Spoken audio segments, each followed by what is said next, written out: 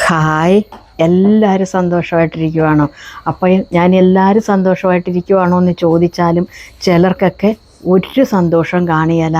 കൈ കാശുണ്ടെങ്കിലും മറ്റ് ജീവിക്കാൻ ചുറ്റുപാടുണ്ടെങ്കിലും നല്ല നിലയിലാണെങ്കിലും ജോലിയുണ്ടെങ്കിലും ഒന്നും ആർക്കും ഒരു സന്തോഷവും സംതൃപ്തിയും കാണത്തില്ല.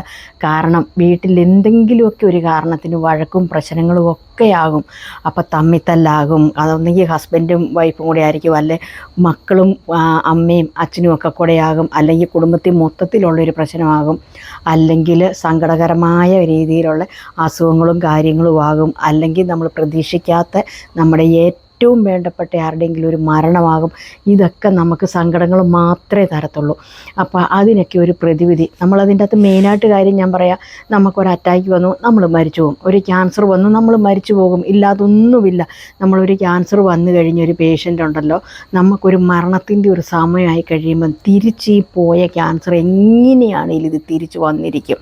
ഈ ക്യാൻസറിൻ്റെ ഒരു ആരംഭം തുടങ്ങിക്കഴിഞ്ഞാൽ പിന്നെ ഓട്ടോമാറ്റിക്കലി അവരൊരു അറ്റാക്കിൻ്റെ രീതിയിലാണ് മിക്കവാറും ഈ ക്യാൻസർ പേഷ്യൻ്റൊക്കെ മരിക്കുന്നത്. അപ്പോൾ അതാ ഞാൻ പറഞ്ഞത്, എന്തെങ്കിലുമൊക്കെ ഒരു കാരണം നമ്മുടെ മരണത്തിനുണ്ടാകും, അല്ലെങ്കിൽ നമ്മുടെ കുടുംബത്തിലൊരു നാശത്തിനുണ്ടാകും. അപ്പോൾ അതിൻ്റെ അകത്ത് ഏറ്റവും വലിയ സങ്കടം എന്ന് പറഞ്ഞു കഴിഞ്ഞാൽ ചെറുപ്പക്കാർ ഒരു 55 അല്ലെ 60 വയസ്സിൽ താഴെയുള്ളവർ മരിക്കുമ്പോൾ നമുക്ക് താങ്ങാൻ പറ്റത്തില്ല. കാരണം അവർക്കിപ്പം മരിക്കാനൊരു പ്രായമായിട്ടില്ല. നമ്മൾ പറയുന്നൊരു കാര്യം, അവൻ്റെ ബാധ്യതകളൊന്നും തീർന്നിട്ടില്ല, കുഞ്ഞുങ്ങൾ ഒരിടത്തും ആയിട്ടില്ല, ഒരു വീട് പണിതിട്ടില്ല, ഒന്നുമില്ല. അതെന്തൊരു കഷ്ടകാലം അവരുടെ വീട്ടിൽ അടിക്കടി ഇങ്ങനെ ഓരോ കഷ്ടകാലങ്ങളുണ്ടാകുന്നത്. പറഞ്ഞിട്ട് കാര്യമില്ല. അല്ല പിന്നെ പറയും നല്ലൊരു വീട് പണിതതാണ്, പക്ഷെ പണിതിട്ട് അതിൻ്റെ അകത്ത് കിടക്കാൻ പറ്റിയില്ലല്ലോ, എല്ലാം ഒരു ദുർനിമിത്തം പോണക്കെന്ന് പറയും. പക്ഷെ അതിനൊക്കെ ഒരു കാരണങ്ങളുണ്ടാവില്ലേ? അപ്പോൾ ഈ കാരണങ്ങൾ ഇന്നത്തെ ജനറേഷനിൽ പെട്ടവർക്ക് ആർക്കും വിശ്വാസമുള്ളൊരു കാര്യമല്ല. വീട് നമ്മുടെ ഇഷ്ടം അനുസരിച്ച് വയ്ക്കും. ഞാൻ മേടിച്ച സ്ഥലം എൻ്റെ ഇഷ്ടത്തിന് ഞാൻ വീട് പണിയും. അതായത് വീട് വയ്ക്കുമ്പോൾ പണ്ടൊക്കെ സ്ഥാനമൊക്കെ നോക്കിയിട്ടൊക്കെയല്ല വീട് പണിയുന്നത്. അടുക്കള ഏത് സ്ഥാനത്തായിരിക്കണം, അതായത് പ്രധാന വാതിൽ ഏത് ഭാഗത്തായിരിക്കണം, ഇതെല്ലാം നോക്കിയിട്ടാണ് വയ്ക്കുന്നത്. പക്ഷേ ഇന്ന് അങ്ങനെയൊന്നുമല്ല. നമ്മളൊരു പ്ലാൻ ഉണ്ടാക്കി നമ്മുടെ ഇഷ്ടം അനുസരിച്ചാണ് നമ്മൾ വീട് പണിയുന്നത്. ഇന്നത്തെ കാലത്ത് വാസ്തുവിലൊന്നും ആർക്കും ഒരു നോട്ടവും ഇല്ല. അപ്പം ഞാൻ നിങ്ങളോടൊരു കാര്യം പറയാം. അതിൻ്റെ അകത്ത് ഒരു ചെറിയ 1-2 കാര്യങ്ങൾ പറഞ്ഞു തരാവേ. അതുപോലെ നിങ്ങളൊന്ന് ചെയ്യണം. അല്ലെങ്കിൽ നിങ്ങളുടെ വീട്ടിൽ ഇങ്ങനെയൊക്കെയാണോ എന്നും നോക്കണം. അതായത് പണ്ടൊക്കെ എന്ന് പറഞ്ഞാൽ ഞങ്ങളുടെ കാലങ്ങളിൽ, അല്ലെങ്കിൽ എൻ്റെ അമ്മച്ചിയുടെയൊക്കെ കാലഘട്ടം തൊട്ട് പണ്ട് കാലത്തോട്ട്, അതായത് ഒരു 25-30 വർഷം മുമ്പൊക്കെ എന്ന് പറഞ്ഞു കഴിഞ്ഞാൽ അടുക്കളയെന്ന് പറഞ്ഞാൽ ഒന്നേ കാണത്തുള്ളൂ. ആ അടുക്കളയ്ക്ക് ഇപ്പം ഒരടുപ്പെന്ന് വെച്ച് കഴിഞ്ഞാൽ മിക്കവാറും വിറകടുപ്പായിരിക്കും എന്ന് കൂട്ടണം. ഒരു 30-35 വർഷം മുമ്പൊക്കെ എല്ലാം വിറകടുപ്പ്. ഇപ്പോഴാണ് ഗ്യാസ് അടുപ്പായേക്കുന്നത്. ഇപ്പം ഗ്യാസ് അടുപ്പായാലും വിറകടുപ്പായാലും ഉണ്ടല്ലോ, ഒരടുക്കളയ്ക്കകത്ത് തന്നെയാണ് രണ്ടും കൂടെ ഫിറ്റ് ചെയ്യും. ഈ അടുപ്പുകൾ രണ്ടും കൂടെ ഒന്നിച്ചിരുന്നിട്ടുണ്ടല്ലോ, ഗ്യാസ് അടുപ്പ് കത്തിക്കും, മറ്റേ വിറകടുപ്പ് കത്തിക്കാത്തപ്പോൾ ഉണ്ടല്ലോ ഈ വിറകടുപ്പിനൊരു ബുദ്ധിമുട്ടുണ്ടാകും, ഒരു മത്സര ബുദ്ധി പോണക്ക്. അപ്പം നമ്മുടെ അടുക്കളയിൽ അതൊരു ഐശ്വര്യക്കേടാണ്. പിന്നെ രണ്ടാമത്തെ കാര്യം, മെയിൻ ഒരു കാര്യം ഞാൻ പറയാം. അടുപ്പ് ഈ ഉള്ളിടത്തുണ്ടല്ലോ അരകല്ല് വെക്കാൻ പാടില്ല. ഈ അടുപ്പും അരകല്ലും കൂടെ ആജന്മ ശത്രുക്കളാണ്. ഇവർ രണ്ടുപേരും കൂടി എപ്പോഴും പോരാടിക്കൊണ്ടേയിരിക്കും. നമ്മൾ ചിലപ്പം പറയില്ലേ, ചില ചേട്ടനനിയന്മാർ വീട്ടിൽ കല്യാണം കഴിച്ചുകൊണ്ട് വന്നിട്ടുണ്ടെങ്കിൽ ഈ മറ്റു വീട്ടിൽ നിന്ന് വന്നാണ് ഈ 2 പെണ്ണുങ്ങൾ. അപ്പോൾ ഈ പെണ്ണുങ്ങൾ തമ്മിലുള്ള പ്രശ്നങ്ങളാകും. പിന്നെ അത് ചേട്ടനനിയന്മാർ കയറി പിടിക്കും. പിന്നെ അത് തമ്മിത്തല്ലയിൽ തീരും. പിന്നെ ഏതെങ്കിലും ഒരു കൂട്ടർ വേറെ മാറി താമസിക്കും എന്ന് പറഞ്ഞുകൊണ്ട് തന്നെയാണ് ഈ അടുപ്പും അരകല്ലും തമ്മിൽ. ഈ അടുപ്പും അരകല്ലും തമ്മിൽ ഒരിക്കലും കണ്ടുകൂടാൻ പാടില്ല. അപ്പോൾ എപ്പോഴും നമ്മൾ അരകല്ലിൻ്റെ സ്ഥാനം പുറത്താണ്, അടുപ്പ് അകത്തുമായിരിക്കും. എപ്പോഴും അങ്ങനെ ഒരു സുരക്ഷിതമായ സ്ഥലത്തെ അരകല്ലുള്ളവർ വയ്ക്കാവുള്ളൂ. ഇപ്പം ഒരു ഫാഷൻ രീതിയിലാണ് എല്ലാവരെയും മോഡേൺ അരകല്ലും മേടിച്ചിട്ട് പുറത്ത് എവിടെയേലും ഫിറ്റ് ചെയ്തേക്കുന്നത്. ചിലപ്പോൾ അതൊരു ഷോയ്ക്ക് വേണ്ടിയിട്ട് ഈ അടുക്കളയിൽ തന്നെ സെറ്റ് ചെയ്തു. ഇത് അരച്ചാലും അരച്ചില്ലേലും ഈ അടുപ്പും അരകല്ലും കൂടെ ഒരിക്കലും നിങ്ങൾ ഒന്നിച്ച് വയ്ക്കാൻ നിൽക്കരുത് കേട്ടോ. അത് ഭയങ്കരമായ ദോഷമാണ്. അതുപോലെ തന്നെയാണ് അരകല്ലും ഉരളും ആരും അടുത്തടുത്ത് വെക്കത്തില്ല. ഇതും ഇതുപോലെ തന്നെ പ്രശ്നക്കാർ. ഇതിനെല്ലാം ഓരോ സ്ഥാനമുണ്ട്. അടുപ്പിൻ്റെ വഴിക്കിരിക്കട്ടെ, ഒരിച്ചിരി ക്യാപ്പിട്ടിട്ട്, അല്ല പണ്ടൊക്കെ എന്ന് പറഞ്ഞാൽ ഇനിയിപ്പോൾ സ്ഥലമില്ലാത്തവർ ഇങ്ങനെ അടുപ്പ് ഇവിടെ ഇരിക്കും. അപ്പോൾ ഇവിടും കൊണ്ട് ഇങ്ങനെ ഒരു കോർണർ പോണക്ക് ഇങ്ങനെ ഒരു ലേശം ഇങ്ങനെ കട്ട വെച്ച് തിരിച്ചിട്ട് ഈ സൈഡിലോട്ട് ഇങ്ങനെ അരകല്ലിടും. അപ്പോൾ ഈ അടുപ്പും അരകല്ലും കൂടെ കാണത്തില്ല. ഉരലെപ്പോഴും വേറെ ഏതെങ്കിലും പണ്ടൊക്കെ എന്ന് പറഞ്ഞാൽ കുഴിച്ചിടുന്ന മണ്ണിൽ കുഴിച്ചിടുന്ന ഉരലായിരുന്നു. ചിലപ്പോൾ ഇങ്ങനെ പൊക്കമുള്ള ഉരൽ കാണും. അതൊക്കെ ഏതെങ്കിലും മൂലയിലായിരിക്കും, പെരയുടെ മൂലയിൽ സൗകര്യം അനുസരിച്ച് വയ്ക്കും. ആ ഉരൽ ഒരിക്കലും അടുപ്പും അരകല്ലുമായിട്ട് കാണാനും പോകുന്നില്ലായിരുന്നു. ഇങ്ങനെയൊക്കെയുള്ള പ്രശ്നങ്ങൾ ഭയങ്കരമാകട്ടോ.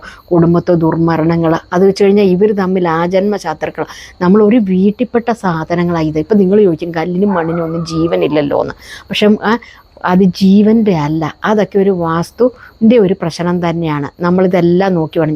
അതുപോലെ തന്നെ പറയാം, ഈ അലക്കുകല്ല് ഇല്ലാത്ത വീടില്ല. എല്ലാ തുണികളും ഒന്നും വാഷ് ചെയ്യാൻ നമ്മൾ വാഷിംഗ് മെഷീൻ ഉപയോഗിക്കത്തില്ല. അപ്പോൾ ഈ അലക്കുകല്ല് ഇപ്പോഴും ഉണ്ടല്ലോ. നമ്മൾ നോക്കുമ്പോൾ ഈ വീടിന് 4 കോർണർ വശം, അതായത് 4 മൂലയുണ്ട്. ഈ മൂല എന്ന് വെച്ചാൽ ഈ കോർണറിൻ്റെ ഈ മൂല ചേർന്ന് ഒരിക്കലും അലക്കുകല്ല് വെക്കരുത്. അതുപോലെ തന്നെ കന്നിമൂല സൈഡിനും അലക്കുകല്ല് വെച്ചിട്ട് കഴുകി ഈ വേസ്റ്റ് വെള്ളം അങ്ങോട്ട് ഒഴിക്കരുത്. ഒരു കാലത്തും രോഗവും ദുരിതവും ഒഴിവായി പോകത്തേയില്ല. അതായത് ഈ 4 കോർണറിനും മൂല സൈഡിലും അലക്കുകല്ല് വെക്കാൻ പാടില്ല.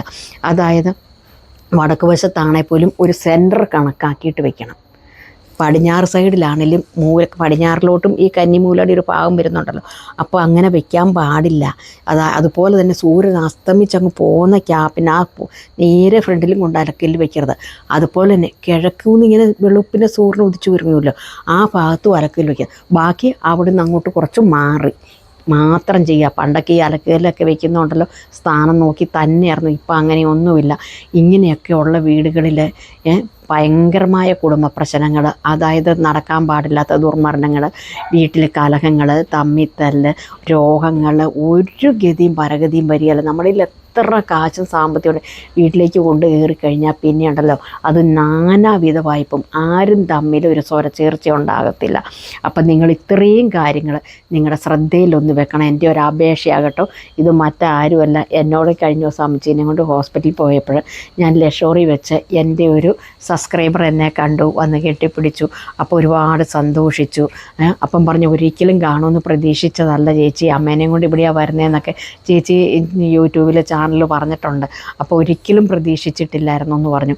ഞാൻ എൻ്റെ ചേച്ചിയുടെ മോനെയും കൊണ്ട് വന്നാന്ന് പറഞ്ഞു. പുള്ളിക്കാരുടെ ചേച്ചീനെ മോനെയും കൊണ്ട് വന്നാൽ തലവേദനയായിട്ട് ഡോക്ടറെ ഒന്ന് കാണിക്കാൻ വന്നാണ്. കൊണ്ടുവന്ന് കാണിച്ചു കഴിഞ്ഞപ്പോൾ മറ്റു പ്രശ്നങ്ങളൊന്നുമില്ല, ചേച്ചി റിസൾട്ടൊക്കെ തിരിച്ചു വന്നു, കൊച്ചിന് കുഴപ്പമൊന്നുമില്ലെന്ന് പറഞ്ഞു. അതിൽ വളരെ സന്തോഷം. അന്നേരമാണ് പറഞ്ഞ് ഇങ്ങനെ ചേച്ചിയുടെ വീട്ടിൽ ഭയങ്കര പ്രശ്നങ്ങളാണെന്ന് പറഞ്ഞ് എൻ്റെ ഇന്ന് നമ്പർ മേടിച്ചുകൊണ്ട് പോയിട്ട് എന്നോട് വിളിച്ചേച്ചിട്ട് ഇങ്ങനെ കാര്യം. അപ്പം ഞാൻ ഇങ്ങനെ വെറുതെ ഓരോ കാര്യങ്ങൾ ചോദിച്ചു. കഴിഞ്ഞ ഇടയ്ക്ക് പടന്ന ഒരു വീടാന്ന് പറഞ്ഞു. അപ്പം ഞാൻ ഇങ്ങനെ കാര്യങ്ങൾ ചോദിച്ചപ്പോൾ എന്നോട് പറഞ്ഞു കാര്യങ്ങളൊക്കെ പുള്ളിക്കാരി പറഞ്ഞതാണ്. അപ്പോൾ ആ പുള്ളിക്കാരിക്കും കൂടെ വേണ്ടിയിട്ടാണ് ഈ വീഡിയോ.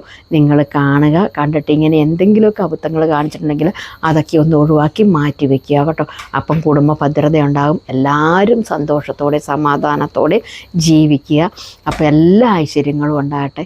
എന്തെങ്കിലും സംശയം ഉണ്ടെങ്കിൽ കമൻറ്റ് ബോക്സിൽ ഒന്ന് കമൻറ്റ് ചെയ്യാൻ മറക്കല്ല. അടുത്ത വീഡിയോയിൽ നമ്മൾ വീണ്ടും കാണും. Tata bye bye. ഓക്കേ.